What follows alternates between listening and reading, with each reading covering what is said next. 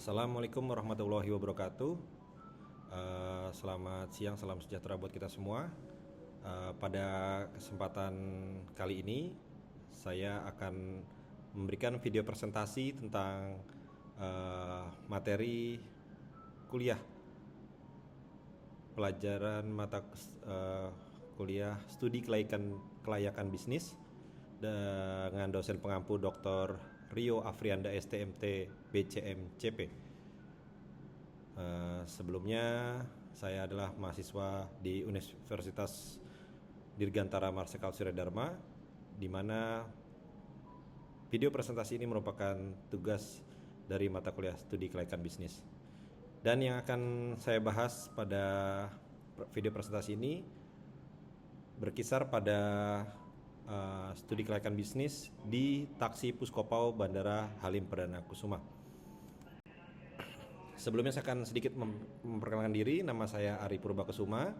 Saya dipanggil Suma. NIM saya adalah 231074006. Kebetulan saya adalah prajurit TNI Angkatan Udara. Saya berdinas di Lanut Halim Perdana Kusuma sebagai seorang penerbang pesawat CN295. Ruang lingkup yang akan saya sampaikan pada presentasi kali ini, yang pertama adalah tentang landasan hukumnya yang menaungi tentang operasional taksi Puskopau di Bandara Halim, lalu bagaimana analisa pasarnya, konsep pemasarannya seperti apa, lalu bagaimana STP-nya, yaitu segmentasinya bagaimana, targetingnya apa, positioningnya seperti apa. Berikutnya akan kami sampaikan juga bahas tentang 4P, yaitu Product, Price, Place, and Promotion. Lalu forecastingnya atau peramalan kedepannya taksi Puskopau ini di Bandara Halim seperti apa, dan akan kami tutup dengan kesimpulan. Baik, untuk landasan hukum yang digunakan dalam operasional taksi di Bandara Halim adalah UU RI nomor 22 tahun 2009 tentang lalu lintas angkutan jalan, yang kedua UU RI nomor 25 tahun 2009 tentang pelayanan publik, yang ketiga merupakan surat dan Lanut Halim nomor B711/2018 tanggal 8 Januari 2018 tentang izin operasional operator taksi, dan yang terakhir adalah landasan hukumnya adalah SOP pelaksanaan Vivo Bandara Halim tahun 2023. Baik, kita akan mulai melaksanakan studi kelayakan bisnis di bidang analisa pasar. Jadi analisa pasar ini seperti pelajaran yang kita dapatkan dari Pak Rio. Ini ada 4, yaitu bagaimana ukuran pasarnya, tren pertumbuhannya bagaimana, persaingannya seperti apa, dan yang terakhir analisa pasarnya itu tentang konsumen potensialnya bagaimana. Kita bahas satu persatu. Untuk ukuran pasar, di market size penumpang di Bandara Halim ini hitungannya masih relatif kecil karena jumlah armadanya masih puluhan ratus. Jadi sekitar 150 sampai dengan 250 armada untuk taksi Puskopau sendiri.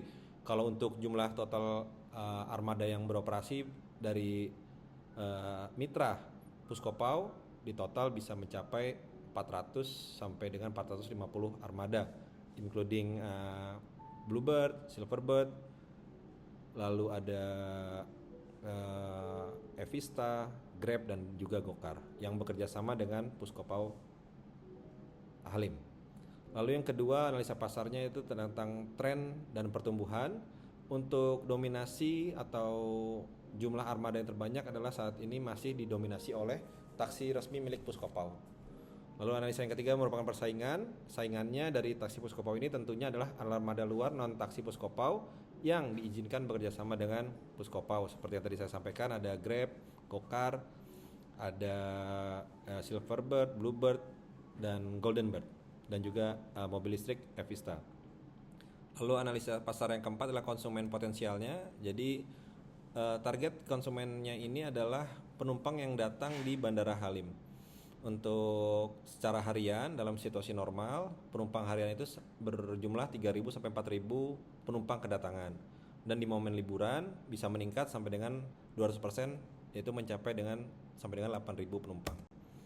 Konsep pemasaran yang digunakan oleh taksi Puskopau ini adalah ada 4. Yang pertama strategi retensi dan loyalitas. Jadi taksi Puskopau memiliki program langganan Halim.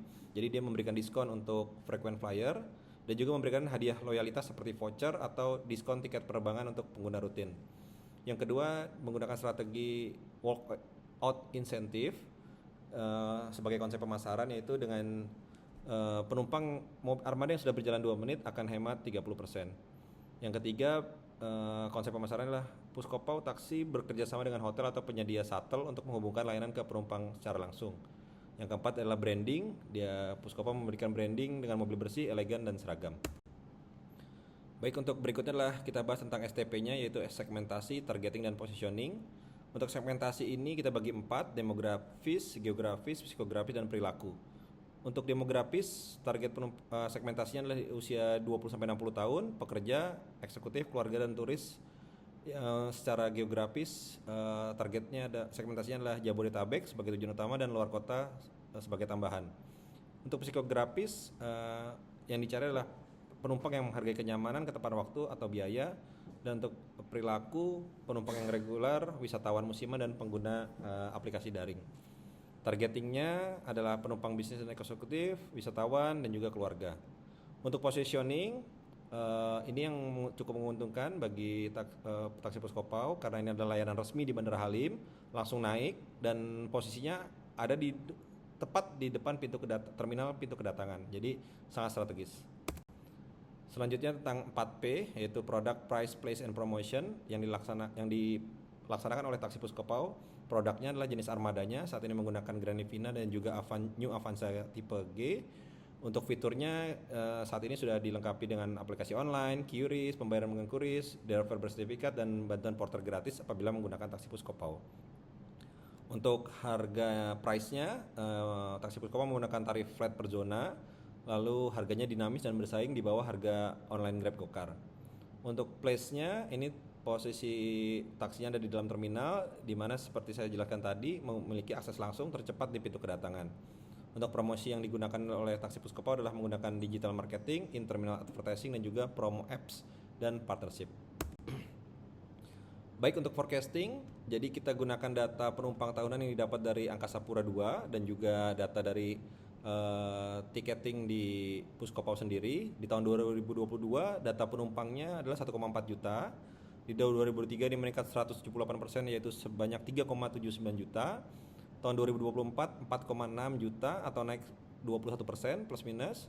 Dan di tahun 2025 ini diprediksikan 5,3 juta penumpang atau meningkat sebanyak 15%. Untuk estimasi rasio pengguna taksi berdasarkan studi perilaku penumpang dan data ritase taksi Puskopau sebanyak 23%. Dan ramalan permintaan taksi di 2025 tahun ini dengan asumsi total PAX adalah 5,3 juta di atas tadi. Dan hari operasional secara 1 tahun dihitung sebanyak 360 hari, maka peramalannya adalah 23% dikali 5,3 juta, jadi totalnya adalah 1,2 juta penumpang. Nah, kami ramalkan jika satu armada, satu unit taksi melayani 6 trip per hari secara perharinya, maka dibutuhkan total sebanyak 523 unit taksi. Secara kesimpulan, studi ini menunjukkan bahwa bisnis taksi Puskopau di Bandara Halim layak untuk dijalankan dan dikembangkan, baik dari aspek hukum, pasar pemasaran, maupun operasional, dan memiliki potensi pertumbuhan pasar dan keunggulan yang kompetitif, sehingga menjadikan usaha ini strategis sebagai sumber pendapatan jangka panjang bagi Puskopau. Demikian video presentasi yang dapat saya sampaikan, semoga bermanfaat buat semuanya. Terima kasih. Wassalamualaikum warahmatullahi wabarakatuh.